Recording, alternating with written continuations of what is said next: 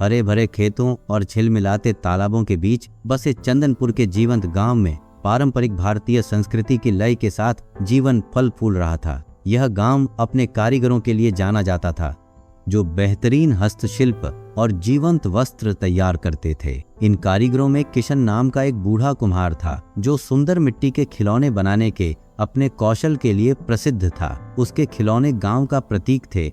बच्चों और बड़ों दोनों द्वारा उनके जटिल डिजाइन और चमकीले रंगों के लिए प्रशंसा की जाती थी। किशन अपनी छोटी पोती मीरा के साथ एक साधारण मिट्टी के घर में रहता था, जो 10 साल की जिज्ञासु और जीवंत लड़की थी। जब से वह छोटी थी, मीरा अपने दादाजी के शिल्प से मोहित हो गई थी।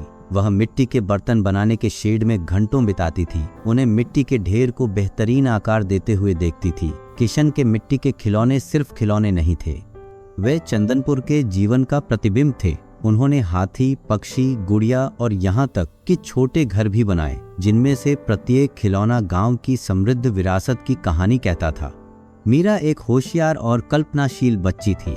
उसे अपने दादा के खिलौनों से खेलना बहुत पसंद था। अक्सर वह उनके साथ विस्तृत कहानियां और रोमांच रचती थी।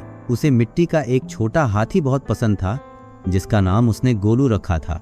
मीरा को विश्वास था कि गोलू उसे दूर दूर तक जादुई यात्रा पर ले जा सकता है।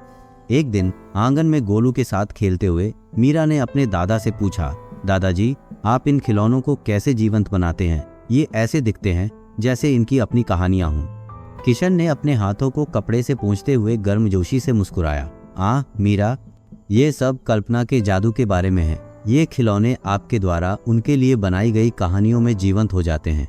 मिट्टी की हर रेखा और वक्र हमारे गांव की भावना का एक हिस्सा है। आप देखिए, प्रत्येक खिलौना न केवल मिट्टी से बना है, बल्कि चंदनपुर के प्रेम और इतिहास से भी बना है। अपने दादा के शब्दों से प्रेरित होकर मीरा ने खिलौने बनाने की कला सीखने का फैसला किया। वह अपना खुद का खिलौना बनाने के लिए दृढ़ थी, जिसमें उसके सपने और कहानियां शामिल हों। किशन मीरा की मिट्टी के बर्तन बनाने की रुचि से बहुत खुश था। उसने उसे मिट्टी से काम करने की मूल बातें सिखाना शुरू किया। उसके मार्गदर्शन में मीरा ने मिट्टी को गूंथना और ढालना सीखा, उसकी बनावट को महसूस किया और उसकी संभावनाओं को समझा। यह आसान नहीं था, मिट्टी जिद्दी थी और इसके लिए धैर्य की आवश्यकता थी। किशन ने समझाया, मिट्टी का अपना दिमाग होता है, आपको इसके साथ धीरे से काम करना होगा, इसे सुनना होगा और इसे अपने मनचाहे आकार में ढालना होगा। इसमें समय लगता है, लेकिन धैर्य के साथ आप चमत्कार करना सीख जाएंगे। मीरा ने सरल आकृतियों को आकार देने का अभ्यास किया और दिन हफ्ते में बदल गए। उसने छोटे जानवर, बर्तन और अंत में अपना पहला खिलौना बनाया, एक छोटा पक्षी। यह थोड़ा टेढ़ा मेढ़ा था, लेकिन मीरा के लिए यह एकदम सही था। जब उसने अपने दादा को अपनी रचना दिखाई तो वे गर्व से मुस्कुरा उठे। किशन ने उसे प्रोत्साहित करते हुए कहा, यह तो बस शुरुआत है, अभ्यास करते रहो और तुम अपनी खुद की कहानियां बनाओगी। वसंत के आगमन के साथ ही चंदनपुर ने अपने वार्षिक रंगोत्सव की तैयारी शुरू कर दी, जो जीवन, आनंद और बुराई पर अच्छाई की जीत का उत्सव है। गांव को रंग बिरंगी सजावट से सजाया गया था और तैयारियां जोरों पर थीं। सड़कों पर मिठाई, कपड़े और खिलौने बेचने वाले स्टॉल लगे हुए थे और हवा हंसी और उत्साह से भरी हुई थी। किशन ने उत्सव में अपने मिट्टी के खिलौने दिखाने का फैसला किया और मीरा मदद करने के लिए उत्सुक थी। साथ मिलकर उन्होंने नए खिलौनों की एक श्रृंखला बनाई, जिनमें से प्रत्येक पिछले वाले से अधिक कल्पनाशील था। मीरा का योगदान उल्लेखनीय था। उसके खिलौनों में एक अनूठा आकर्षण था, जो उसकी युवा रचनात्मकता से भरा हुआ था। उत्सव के दिन उनके स्टॉल ने कई आगंतुकों को आकर्षित किया। बच्चे रंग बिरंगे खिलौनों की ओर आकर्षित हुए। उनकी आंखें आश्चर्य से चौड़ी हो गईं। भीड़ में राजू भी था, जो पास के एक गांव का लड़का था और अपने माता पिता के साथ चंदनपुर आया था। राजू मिट्टी के खिलौनों, खासकर मीरा की कृतियों से मंत्रमुग्ध था। ये खिलौने अद्भुत हैं, राजू ने कहा। मैंने कभी ऐसा कुछ नहीं देखा। क्या आप मुझे उनकी कहानियां बता सकते हैं? मीरा बहुत खुश थी। उसने उत्सुकता से हर खिलौने के पीछे की कहानियां बताईं। अपनी कल्पनाशीलता से राजू और दूसरे बच्चों को मंत्रमुग्ध कर दिया। मीरा और राजू जल्दी ही दोस्त बन गए। उन्होंने त्योहार के बाकी दिन खोजबीन, खेलने और कहानियां साझा करने में बिताए। मीरा ने राजू को मिट्टी के खिलौनों की अपनी दुनिया से परिचित कराया और बदले में राजू ने अपने गांव और अपने रोमांच की कहानियां साझा की। राजू ने मीरा के कौशल की प्रशंसा करते हुए कहा, काश मैं भी तुम्हारे जैसे खिलौने बना पाता। तुम बना सकते हो, मीरा ने मुस्कुराते हुए जवाब दिया। इसके लिए बस अभ्यास और बहुत सारी कल्पना की जरूरत होती है। अगर तुम चाहो तो मैं तुम्हें कुछ बुनियादी बातें सिखा सकती हूँ। राजू ने उत्सुकता से सहमति जताई और दोनों दोस्तों ने अगले कुछ दिन किशन के मिट्टी के बर्तनों के शेड में बिताए। मीरा ने राजू को मिट्टी को ढालना सिखाया, जबकि किशन ने मार्गदर्शन और प्रोत्साहन दिया। धैर्य और दृढ़ संकल्प के साथ राजू ने अपनी पहली मिट्टी की आकृति बनाई, एक छोटा घोड़ा। हालांकि अपूर्ण, इसने उसे उपलब्धि की भावना से भर दिया। यह अद्भुत है, राजू ने अपनी रचना को पकड़े हुए कहा। धन्यवाद मीरा, तुमने मुझे एक पूरी नई दुनिया दिखाई है। जैसे ही त्योहार समाप्त हुआ, राजू को अपने गांव लौटना पड़ा। उसने चंदनपुर फिर से आने का वादा किया और मीरा ने नई कहानियों और रोमांच से भरे पत्र लिखने का वादा किया। दोनों दोस्त एक दूसरे की प्रतिभा और सपनों के लिए नई प्रशंसा के साथ अलग हुए। राजू के साथ अपनी दोस्ती से प्रेरित होकर मीरा ने चंदनपुर में एक खिलौने की दुकान खोलने का सपना देखा, जहां वह अपनी कृतियां बेच सके और उनकी कहानियां सुना सके। उसने अपना सपना किशन के साथ साझा किया, जिसने उसका पूरा समर्थन किया। हम इसे साकार कर सकते हैं, किशन ने उसे आश्वासन दिया।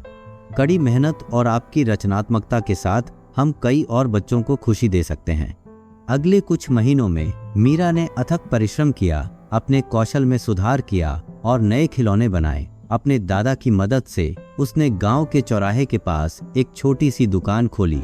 दुकान जल्द ही लोकप्रिय हो गई और बच्चे और माता पिता दोनों ही मिट्टी के जटिल खिलौनों को देखकर आश्चर्यचकित हो गए।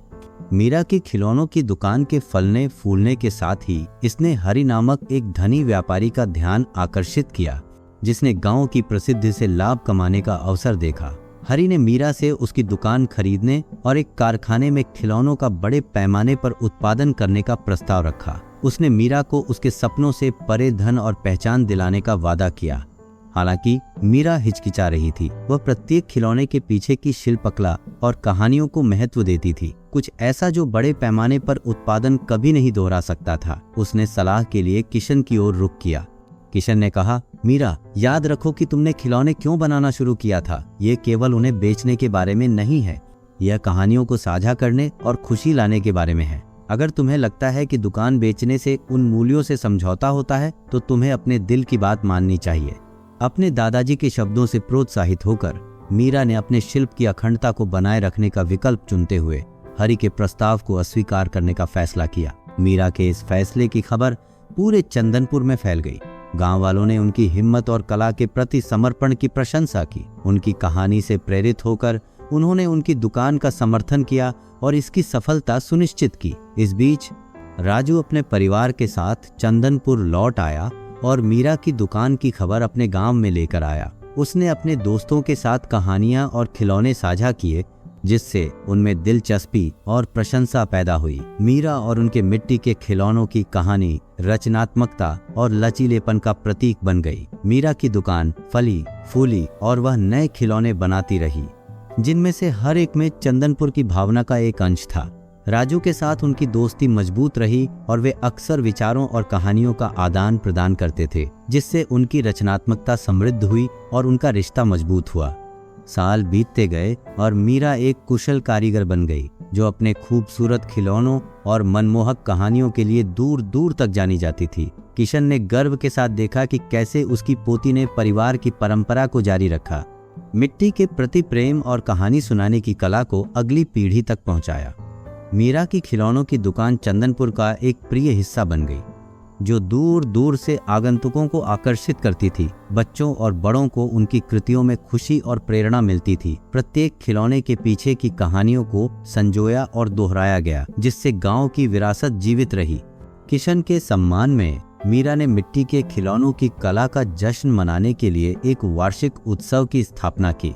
विभिन्न क्षेत्रों के कारीगर अपने शिल्प का प्रदर्शन करने, कहानियां साझा करने और युवा दिमागों को प्रेरित करने के लिए चंदनपुर में एकत्र हुए। त्योहार के दिन जब चंदनपुर में बारिश की पहली बूंदें गिरीं, मीरा अपनी दुकान में खड़ी थी। उसके चारों ओर उसके खिलौने और उनसे जुड़ी यादें थीं। बारिश नवीनीकरण और विकास का प्रतीक थी। ठीक उसी तरह जैसे उसकी यात्रा ने उसके शिल्प और उसके गांव को बदल दिया था। जब बारिश हुई तो बच्चे मीरा की नवीनतम कहानी सुनने के लिए उत्सुक होकर दुकान में जमा हो गए। मुस्कुराते हुए उसने एक कहानी बुनना शुरू किया। उसकी आवाज बारिश की आवाज और बच्चों की हंसी के साथ मिल गई और इस तरह मिट्टी के खिलौनों की विरासत जारी रही, चंदनपुर की कहानियों को आगे बढ़ाते हुए कल्पना के जादू और दोस्ती की शक्ति से आने वाली पीढ़ियों को प्रेरित करती रही।